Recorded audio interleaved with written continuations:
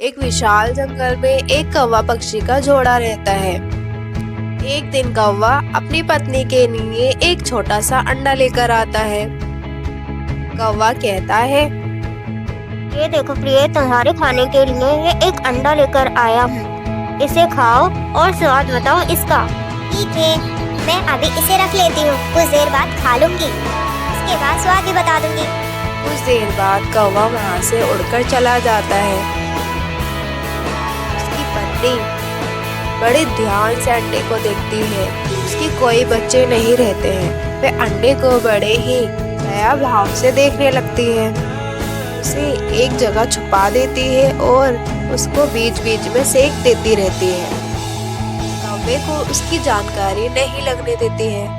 एक दिन कौवे को उस अंडे का ध्यान आता है। वह अपनी पत्नी से पूछता है, अरे प्रिय, मैं तुम्हारे लिए एक दिन अंडा लेकर आया था, क्या तुमने उसे खाया? हाँ खाया था, अच्छा था। इस तरह कौवे की पत्नी झूठ बोलकर अंडे को संभालती रहती है। कुछ दिन बीत जाते हैं। उस अंडे में से एक प्यारा सा तोता के बच्चा निकलता है। कौवे की पत्नी बहुत खुश हो जाती है और वह उसे बहुत प्यार करती है। वो बच्चा भी बड़ा होने लगता है और उसे माँ कहकर पुकारने लगता है। प्यारे बच्चे, मैं तुम्हें पालूंगी और तुम्हें आसमान की सैर कराऊंगी और अच्छा अच्छा भोजन खिलाऊंगी और अमरूद भी खिलाऊंगी और साथ ही तुम्हें उड़ना भी सिखाऊंगी। हाँ, तुम कितनी अच्छी हो, मेरा कितना ख्याल रखती हो। इतने में कौवा आ जाता है और उस तोते को बच्चे को देखकर आश्चर्य में पड़ जाता है। तोते का बच्चा कहाँ से आ गया? क्या तुमने दूसरों के बच्चे को पालने का ठेका ले लिया है? मेरे घोंसले में तोते का क्या काम है?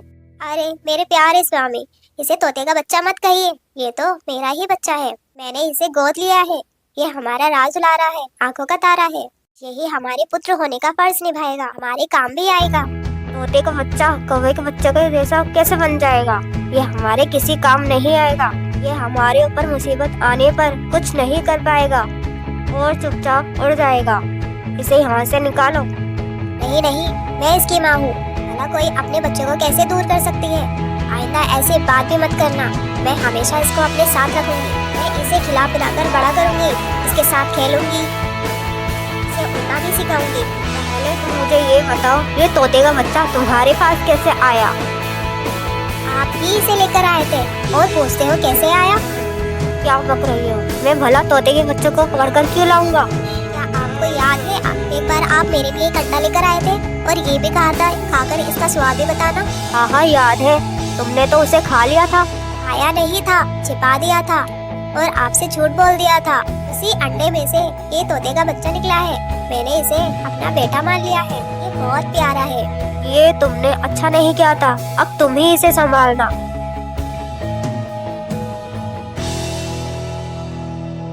वो तोते का बच्चा धीरे धीरे बड़ा होने लगता है। उसकी कौवा माँ उसका पूरा ध्यान रखती है, उसे प्यार करती है, उसे खिलाती है, उसके साथ खेलती है, उसे उड़ना सिखाती है। तोता अच्छी तरह से उड़ना सीख लेता है। दुखी दिल के साथ मम्मा चिड़िया वापस उड़ती है। मम्मा, पापा कहाँ है? कहाँ है मेरे पापा? बच्चों, अब आपके पापा हमारे साथ नहीं रहे। ये सुनकर बच्चे रोने लग जाते हैं। मम्मा चिड़िया अपने बच्चों को साथ लेकर वहां से उड़ती है। मम्मा चिड़िया की जिम्मेदारी अब और भी ज्यादा बढ़ गई थी, क्योंकि उसे माँ और बाप दोनों का प्यार अपने बच्चों को देना था। मम्मा चिड़िया अपने बच्चों को साथ लेकर जंगल की दूसरी ओर पहुंच जाती है। वहाँ उसकी एक पुरानी जानने वाली एक कवि रहती थी। गौरी, मेरे पति मर गए और मेरा घर भी टूट गया है। मेरा कोई भी ना था। आपका ख्याल आया, इसलिए अपने बच्चों को साथ लेकर आपके पास आ गई। चिड़िया बहन, आप शांत हो जाए। हम पक्षियों की जिंदगी में तो ऐसे तकलीफें आते ही रहते हैं। आप जब तक चाहें अपने बच्चों के साथ मेरे घर में रह सकते हैं। फिर मम्मा चिड़िया अपने बच्चों के साथ गौरी कवि के घर में रहने लगती है। ऐसे ही कुछ दिन गुजर जाते हैं। अब मम्मा चिड़िया का दुख भी थोड़ा कम हो गया था। वह अपने बच्चों के लिए अपना घर बनाना चाहती थी। गौरी बहन, मैंने एक पेड़ देखा है मैं अपने बच्चों के लिए वहाँ एक घर बनाना चाहती हूँ। चिड़िया, आप घर बनाने का काम शुरू करें, मैं आपके बच्चों को दाना लाकर दे दूंगी। अगर आप ना होती तो मेरे लिए ये बहुत मुश्किल हो जाता। मुश्किल समय में पक्षी ही एक दूसरे के काम आते हैं। माँ चिड़िया फिर जंगल जाती है। वहाँ पे कुछ सूखी लकड़ियाँ वह जमा कर लेती है। सारा सामान पूरा होने के बाद अम्मा चिड़िया अपना घर बनाने का काम शुरू करती है। इस पेड़ पर तुम किससे पूछकर घर बना रही हो? ये पेड़ मेरा है। कौवे भैया, ये जंगल सबका साझा है। जितना आपका अधिकार है इस जंगल पे, उतना ही मेरा भी अधिकार है। भूरा कहते हैं मुझे, भूरा। बड़ी आई इस पेड़ पे अपना घर बनाने वाली। चल भाग यहाँ से, कमजोर चिड़िया। मैं इस पेड़ पर घर नहीं बनाने दूंगा। परेशान होकर चिड़िया वहाँ से चली जाती है। चिड़िया बहन, कहाँ तक पहुँचा घर का काम? गौरी, एक भूरे नाम के कौवे ने मुझे वहाँ घर बनाने से मना कर दिया है। वो कहता है कि वो पेड़ उसका है। चिड़िया, इस जंगल में रहने के लिए हमें ऐसे जालिमों से डरने की बजाय उनका मुकाबला करना होता है। चलो मेरे साथ, मैं देखती हूँ उस भूरे के बच्चे को।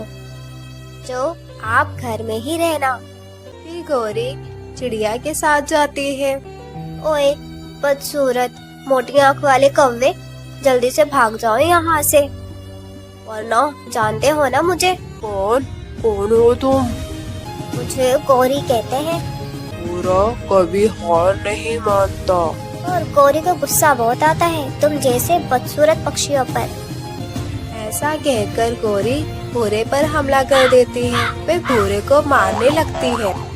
ये सब देखकर चिड़िया को भी हिम्मत मिलती है और वे एक पेड़ की डाली से वे भी कौवे को मारने लगती है। बचाओ मुझे, बचाओ बचाओ बचाओ मुझे, बचाओ। पूरा कौवा वहाँ से भाग जाता है। जीने का हक लेने के लिए थोड़ा बहुत मुकाबला करना सीखो चिड़िया। फिर चिड़िया उस पेड़ पर अपना घर बनाकर खुशी खुशी रहने लगती है। गौरी कौवे ने चिड़िया को हिम्मत और हौसला दिया था। अब चिड़िया पुराने दुख भूल चुकी थी। प्यारे दोस्तों, इस कहानी को लाइक और शेयर और चैनल को सब्सक्राइब करना बिल्कुल ना भूलना। आपका धन्यवाद।